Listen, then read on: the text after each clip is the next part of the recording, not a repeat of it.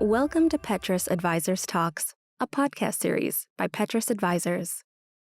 We're delighted to welcome Andreas Treichl to this episode of Petrus Advisers Talks. Not a need to introduce, but I will try. Andreas has created one of the standout success stories in banking, taken a local good quality savings bank to an institution of almost 400 billion euros, created a lot of shareholder return on the way. Thank you very much for being with us today. Pleasure. I'd like to hit it off on a high level. We think of COVID, we think of Russia, Ukraine, we think of China, Taiwan, high inflation. You started out in the 1970s. Isn't this really what bankers will always face, that macro crises are just ordinary course of business? Sure. Banks do reflect the macroeconomic situation.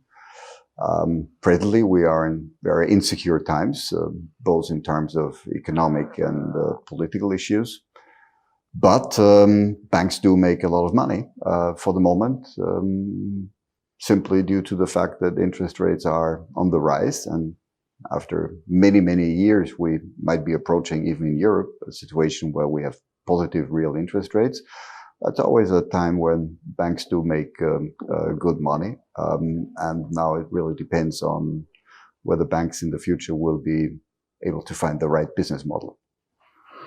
Which brings me to the question that has brought a lot of attention recently, were obviously the problems of Silicon Valley and Credit Suisse, and then the forced sales of Signature Bank, breakdowns of First Republic. So is there a structural weakness that you've identified, that you would identify? And contrast to that, what is a sustainable model in banking? I think what you've seen in the US with Silicon Valley Bank and a couple of others is both a systemic problem and also an issue for the US regulator. I think they've overlooked a couple of things. The problem in the US was based on a well-meant, but not extremely well thought through business model. And because of that, the banks failed. Credit Suisse is an idiosyncratic issue. The bank was writing a strategy, very tough one for many, many, many years. And they now paid the price for that. And what is a sustainable model? Or what can be a sustainable model? I think it depends on which part of banking you do. But the most important thing in banking is that banking is based on trust. It's a very long-term business. It's heavily reliant on the fact that not only the public eye, but particularly vis-a-vis your clients, you have to create a business model that creates value for them. And I think banks need, whatever business they're in, whether it's an investment bank or a commercial bank, banks are in the business of creating financial health. And if they don't do that, they have no place to be around. We've identified one topic that we want to talk to you about today, which is BAWAG. Obviously, the first sign of trouble is that their stock is the worst or the second worst. It always changes, as we know, with days that we look since the collapse of Silicon Valley in terms of its stock prices. That your understanding as the market is an indicator of things to come? Is this an institution that has issues? Is it a sign of trouble to come, or would you guess your stock price? BAWAG has been extremely popular with investors for a long time, given the fact that they produce attractive results, both in terms of the return on equity and their operating leverage. Their cost-income ratio is, I think, one or if not the best in Austria. I personally do not really understand the business model of BAWAG, and I personally believe that a bank, particularly a commercial bank that deals with the middle class and the not so well-to-do, needs to have a very clear business strategy that has to be based on growth and stability at the same time. And the numbers should be the result of a strategy. And I'm always worried when I look at companies that have numbers as their strategy. Producing a good return on equity, that's not a strategic goal. That should be the result of a strategic goal. And I want to draw your attention to the fact that they've lost 20% of their customers since their IPO a few years ago. which is really eroding the franchise. We see record levels of customer dissatisfaction, frustration, record number of people leaving the bank, certainly because they see better career opportunities elsewhere. So what, when you divide a bank of a stable funding base, what happens then? When does this go sour? Well, when does it go sour? I think the one thing you can say is that commercial banks depend very much on a strong, stable, and very well diversified deposit base. The more they have of that, the better they're off in the long term. If, as a commercial bank that has a very large retail portfolio, you depend heavily on institutional funding, you're more bound to be volatile than if you have a very strong, well diversified retail deposit base. So, I think these days you should be extremely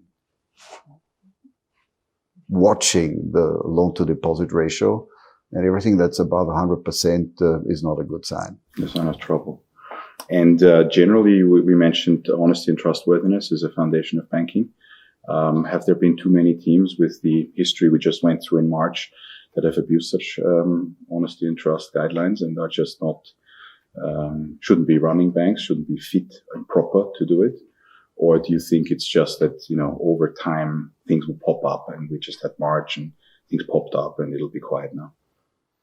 Well, look, I mean, as an investor and having been a CEO of a bank for a very long period of time, all I can tell you is that more than any other business, banking is based on trust. If that gets lost just a little bit, it's really, really bad for that particular institution. So I would usually look very much also on comparisons between returns for the shareholders and management and compensation overall. And if I have the feeling that that doesn't fit very well, that's a sign for me to be a bit worried. The Clawbacks had a total shareholder return of some 3%, some 3.5%. That includes dividends and reinvestment, which is obviously deplorable for 6 years running. They're paying themselves comparably 10 times as much as the board of Erste. Management board gets paid. You were criticized for compensation, which was a fraction of this, and you were delivering value. So now you see people who clearly aren't delivering value for anybody other than for themselves. Mm-hmm. And the amounts of money, I mean, they're the best paid bankers in Europe for an institution that is, a seventh of the size or an eighth of the size of Erste. Does it make you angry to see how people have just come back and doing it more directly and more aggressively than we've ever seen anything before? It doesn't make me angry at all. I'm not an investor in Clawback, and at the end, the compensation of the management is being approved by the shareholders, and if they are okay with it, it's a lucky bunch of people who run the bank. Yeah, interesting, because we see next to no participation in shareholder meetings and almost an attempt to get shareholder meetings off the agenda. Yeah, brings me to the next point, which is that when you were young, people were flocking into banks. It was viewed as a great international career opportunity, involving matters of economics, business, legal, languages. That's not the case, I think, today. Young people, your kids, my kids are to some extent finding it more difficult to seeing that as such an opportunity as we saw. What do you think do banks need to do to ensure that they have the good guys of the future? Well, I think there you have to clearly differentiate between investment banks and commercial banks. And even when I was young, it was like you, was a good thing to go to an investment bank. You get a lot more remuneration than in a commercial bank, and it's overall a very exciting business. Commercial banks, it's a bit more difficult, but I was always very much attracted by commercial banking because you're much more in the real world. In the investment banking, you do deals, and in the commercial bank, you're taking care of the wealth and the future of companies and people. And I think banks have not managed really well to portray the fact that they're actually taking care of the second most important thing in people's and companies' life. That's financial health, financial well-being. And that is the purpose for commercial banks being around. And that you have to do very, very well.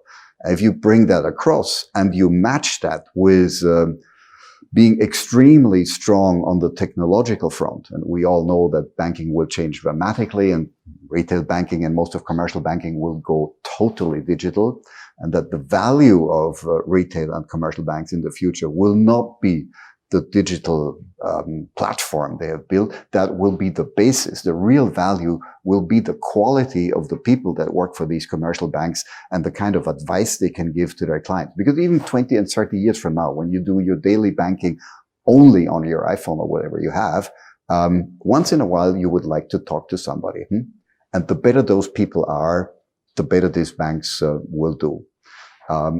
I think that's very exciting. I actually don't understand why young people don't want to go into banking, but it's not the fault of the young people. It's the fault of the banks who don't portray themselves as what they actually are. Mm-hmm.